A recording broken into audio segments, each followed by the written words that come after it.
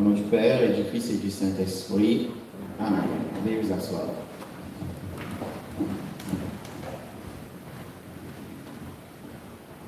En ce 4e dimanche du Carême, comme ça a été dit dans les paroles d'accueil, la liturgie anglicane nous invite à célébrer les mamans. Et je voudrais dire merci à Laurence pour ces belles paroles qu'elle a prononcées durant l'accueil et qui nous font rappeler vraiment le sens de célébrer les mamans. Le Mothering Sunday nous donne de pouvoir honorer toutes ces femmes qui ont accompli une des plus importantes missions, celle de donner naissance. Cette douloureuse expérience est un privilège que beaucoup désirent vivre au moins une fois dans leur vie. Nous savons malheureusement que certaines n'ont pas la chance de connaître ce bonheur, mais malgré tout, elles ne perdent pas l'instinct maternel et elles ont davantage de considération pour les enfants.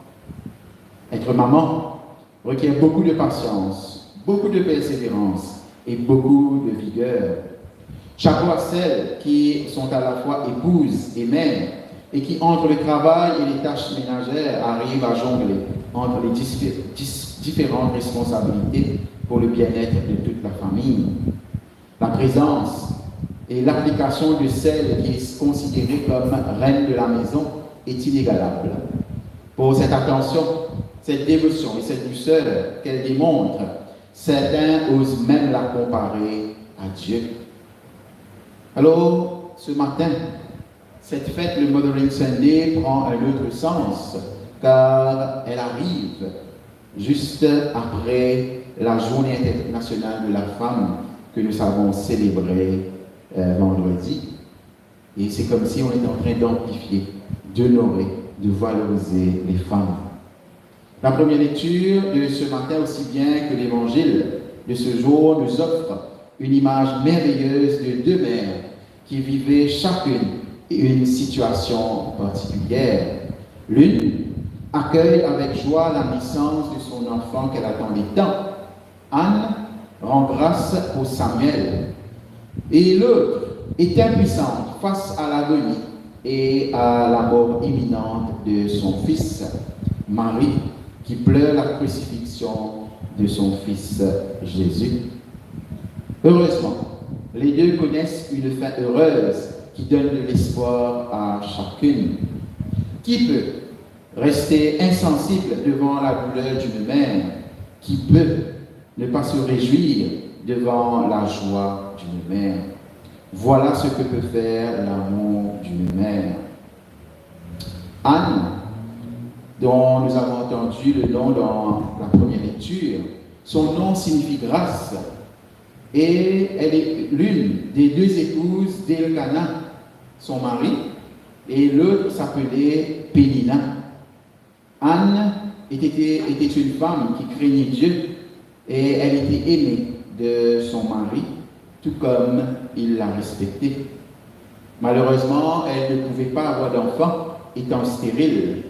Et sa relation avec Pénina n'était pas de tout repos, car cette dernière passait son temps à la taquiner sur sa stérilité. Et pour couronner le tout, Élie, celui qui était au temple, l'homme de Dieu, n'arriva pas à discerner le chagrin qui animait Anne quand elle se présentait au temple, jugeant par l'apparence, pensant qu'elle était ivre. Mais Anne n'a rien lâché. Anne répandait son âme devant Dieu en lui faisant le vœu, la promesse que s'il lui donnait un enfant, elle le lui consacrerait pour toute la vie. Son désir d'enfanter et de devenir mère était tellement intense et sincère que Dieu l'exauça. Elle conçut alors et accoucha de Samuel, qu'elle a nourri jusqu'à ce qu'elle soit sevrée, et puis l'a emmené vers Élie afin qu'il soit au service de Dieu toute sa vie.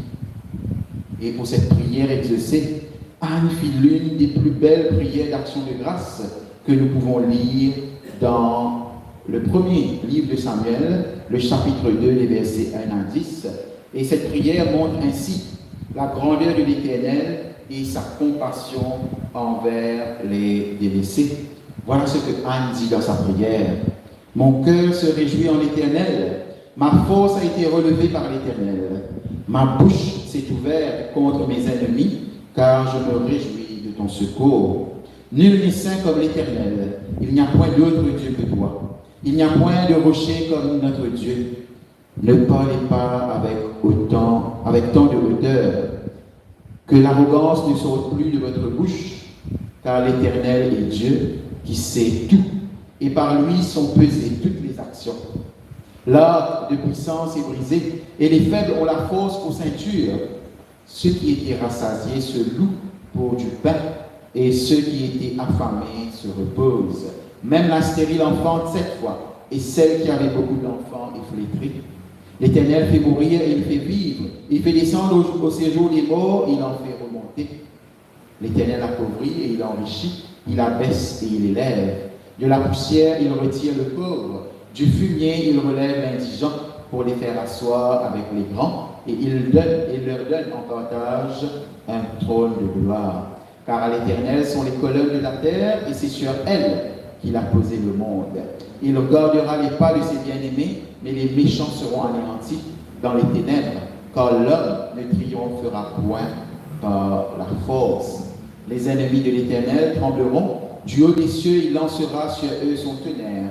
L'Éternel jugera les extrémités de la terre, il donnera la puissance à son roi, et il relèvera la force de son main. Voilà Anne qui éclate en cantique, tout comme Marie l'a fait dans le Magnificat. Car une mère rend toujours grâce à Dieu pour toutes les bénédictions et pour toute prière exaucée. Quand nous regardons l'évangile de ce matin, l'évangile préfigure ce qui nous attend dans notre commémoration de la Passion et de la mort de notre Seigneur Jésus dans quelques semaines. Le voici déjà cloué à la croix, agonisant et souffrant atrocement. La seule issue pour lui, c'est la mort, car sa douleur est trop intense et lui-même a tenu bien plus longtemps qu'un homme ordinaire l'aurait fait. Malgré que presque tous ses disciples et tous ceux qui l'ovationnaient ont disparu, il y avait là sa mère et d'autres personnes au pied de sa croix. C'était le moment propice pour lui de montrer de la considération pour sa mère qui est en peine. Jésus savait, Jésus pouvait ressentir ce que Marie vivait au plus profond de son cœur, car c'est ici l'épée qu'avait prédit Siméon qui transperce son cœur et qui le met dans un état de tristesse profonde. Jésus voulait la réconforter, mais d'une manière particulière. Le voilà qui donne son ami bien-aimé à sa maman, lui recommandant de prendre soin de lui, de prendre soin d'elle comme son propre fils. Et à son ami, il donne sa maman et lui demande de l'aimer comme sa propre mère. Et à cet instant, la question que Jésus avait dit à Marie, avait posée à Marie lors du mariage à Cana me revient en tête.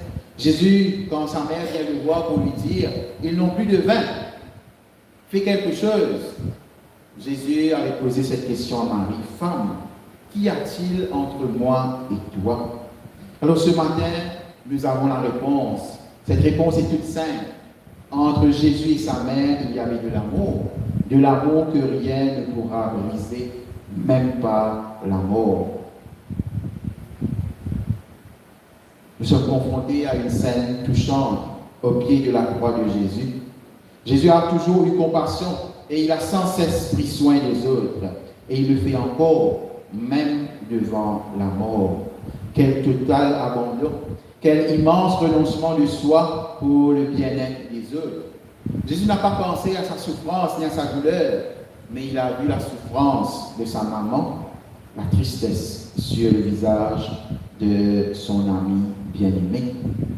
Seules celles qui ont l'instinct maternel peuvent avoir une telle considération dans une situation pareille. Oui, une mère, même dans sa souffrance, saura prendre soin de son enfant, et surtout si son enfant souffre, elle mettra sa souffrance de côté pour alléger celle de son enfant.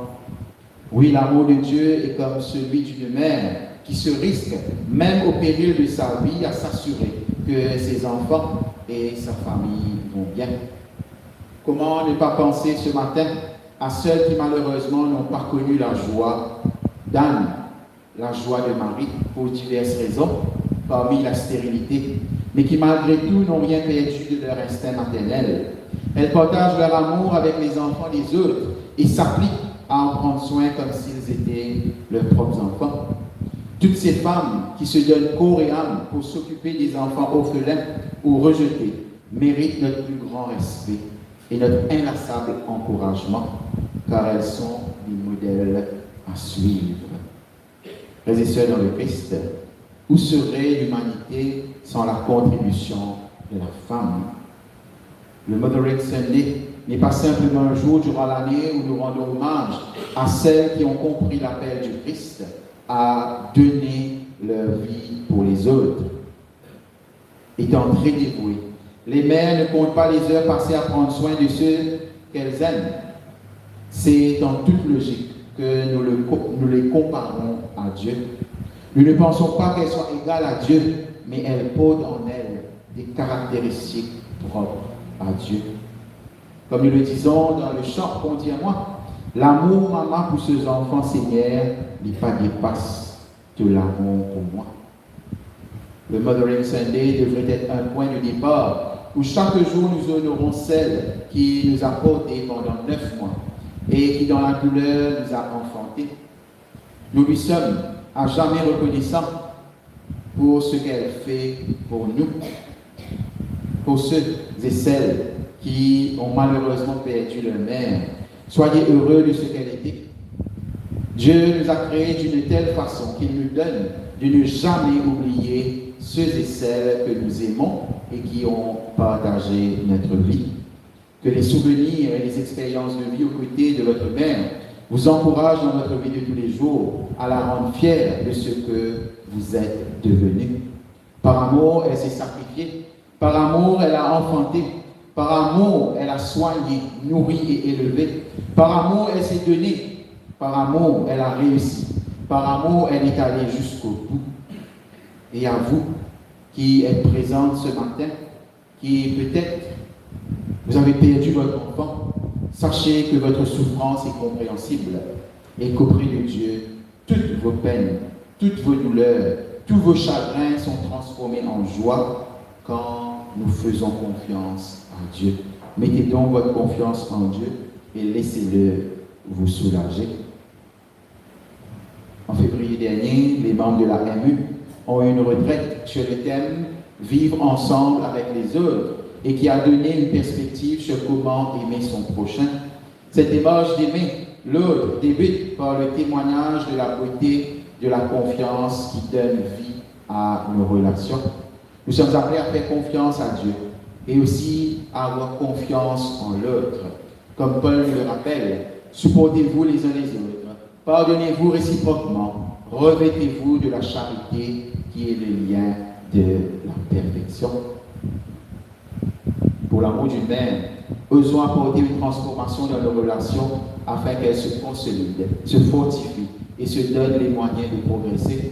Pour l'amour d'une mère, apportons notre contribution dans le développement de notre communauté de foi, accueillant et donnant l'espace aux jeunes et aux enfants pour qu'ils puissent s'exprimer et s'épanouir.